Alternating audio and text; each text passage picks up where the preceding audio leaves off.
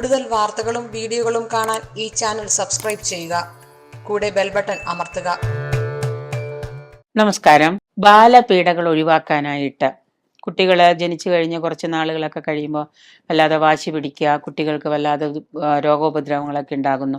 അങ്ങനെ ബാലപീഡകളൊക്കെ, ശിശുക്കളെ ബാധിക്കുന്ന ബാലപീഡകളൊക്കെ ഒഴിവാക്കാനായിട്ട് ഇവിടെ വീട്ടിൽ തന്നെ, പണ്ടൊക്കെ കുട്ടികൾക്ക് കണ്ണേറ് കിട്ടാതെ ബാലപീഡയൊക്കെ ഒഴിവാകാൻ വേണ്ടി അമ്മമാര് തന്നെ വീട്ടിൽ തന്നെ അവരെ ഒഴിഞ്ഞ് കളയുന്ന ഒരു ശീലമുണ്ട്. അപ്പോൾ ചെറിയൊരു പാത്രത്തിൽ, അങ്ങനെ ഒഴിയുന്നതെന്ന് വെച്ചാൽ ചെറിയൊരു പാത്രത്തിൽ ഗുരുതി കൂട്ടി അതിൻ്റെ വക്കില് ഒരു ചെറിയ കൈത്തിരി ഗുരുതി ഉണ്ടാക്കിയിട്ട് അതിൻ്റെ ഒരു വക്കില് ചെറിയൊരു കൈത്തിരി കത്തിച്ച് വെച്ച് കുട്ടിയെ പൂർണ്ണമായിട്ട് 7 പ്രാവശ്യം കുട്ടിയെ ഒഴിയുകയും ഗുരുതി വെള്ളം കുട്ടിയെ സ്പർശിച്ച ശേഷം ദൂരെ കളയുകയുമാണ് ചെയ്യുക. അതിൻ്റെ ചടങ്ങ് അങ്ങനെ ചെയ്യുമ്പോൾ കുട്ടികൾക്ക് കണ്ണേറോ അല്ലെങ്കിൽ എന്തെങ്കിലും ദൃഷ്ടിദോഷമോ ബാലപീഡയോ ഒക്കെ ഉണ്ടെങ്കിൽ ആ ഗുരുതിയോടുകൂടി അത് പോവും. കുട്ടികളുടെ ഭയം, കുട്ടികൾ എന്തിനെങ്കിലും കണ്ട് പേടിക്കുകയോ കുട്ടികൾക്ക് വല്ലാണ്ട് ഭയപ്പാടൊക്കെ ഉണ്ടെന്ന് തോന്നുകയാണെങ്കിൽ ആ ദോഷം നിൽക്കാനായിട്ട് നമ്മൾ പരവത്തിരി എന്ന് പറയുന്ന ഒരു ചടങ്ങുണ്ട്.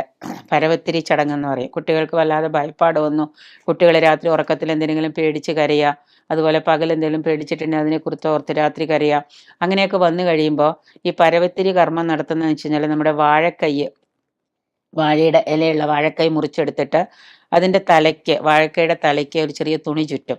ഈ തുണി ചുറ്റിയിട്ട് അത് എണ്ണയിൽ മുക്കിയിട്ട് നമ്മൾ പതുക്കെ കത്തിക്കും.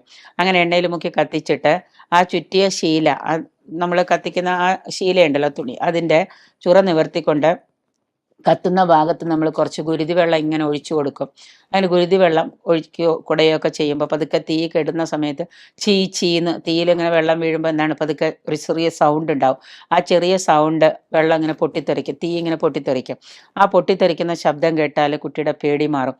ഇതൊക്കെ പണ്ട് നമ്മുടെ പഴമക്കാർ ചെയ്തുകൊണ്ടിരുന്ന ചില ആചാരങ്ങളാണ്.